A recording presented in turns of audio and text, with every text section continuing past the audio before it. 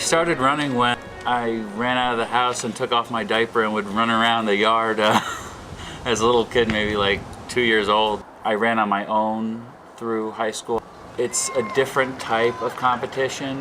For instance, in boxing, one person has to lose and one person has to win. Both people are hurting each other. In running, you could have the person who won feel that his performance was poor, where a person who came in maybe 50th place might have had the best performance of his life.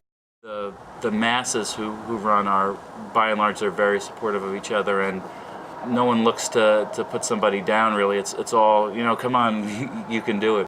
Camaraderie is a very big part of the running community. I never ran with somebody that I didn't like, because if you're running a marathon, you understand what the other people are going through. And that's why people say that the marathon is life-changing. Once you smash through one limit, you wonder which next limit you can smash through. One of my friends had told me about this death race, and it was kind of a dare, and it's this race in Vermont.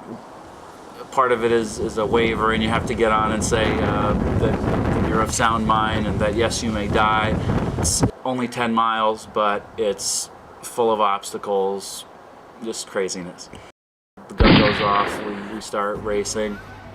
You have to go through barbed wire over to a river where we have to walk through the river.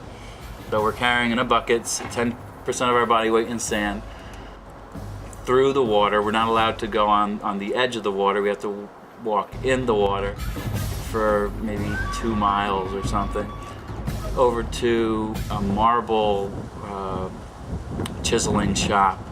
So he's an artist who chisels in marble, and we all have to make our own race numbers out of marble. So we have to chisel our race number into a big slab of marble, which we then have to put in our bucket and go back. Get back to the camp, we have to cut logs in half and like split wood and saw some wood, and we have to use the saws that we were carrying in our backpack. It's probably the time where we had to build a cross, and so many loops of duct tape you can use to construct your cross. And by the way, if it comes apart, you're going to have to go back to the place to get more duct tape, which could be a mile away and up a hill or something like that.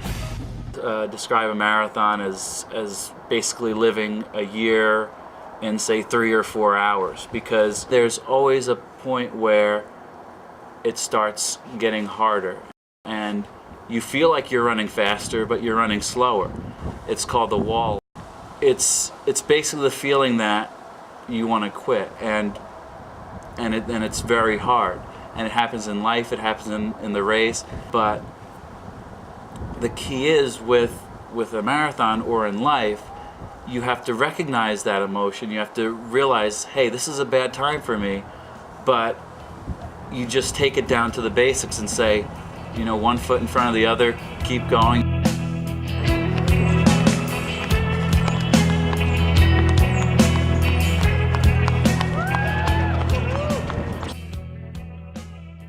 The thing is, a death race is more like an experience. It's one of the hardest races around. It's a potentially life-changing type of thing where you really push yourself to your utter limits and see where you can go. I mean, it's also like a head game too, so most people are not meant to finish it. It's designed that maybe 5% of the people finish.